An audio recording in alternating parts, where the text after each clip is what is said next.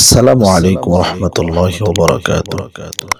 সব থেকে মজার বিষয় হচ্ছে আজকে যে জিকির আমি আপনাদেরকে বলে দেব, এটা বলার জন্য আপনাকে ওযু করা লাগবে না।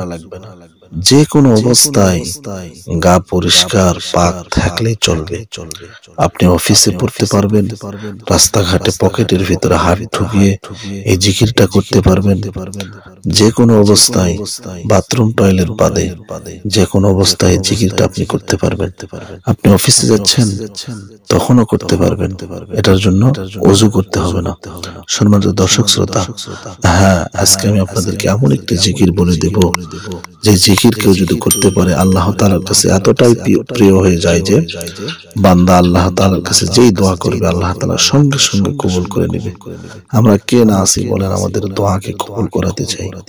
তাই আসুন এই জিকিরটি রাস্তাঘাটে চলতে ফিরতে অফিস আদালতে কাজের ফাঁকে যদি আপনি করতে পারেন ছোট্ট একটি জিকির, এই জিকিরের বদলে এই জিকিরের ওসিলায় আল্লাহ তাআলার কাছে যেই দোয়া করবে আল্লাহ তাআলা সঙ্গে সঙ্গে কবুল করবে।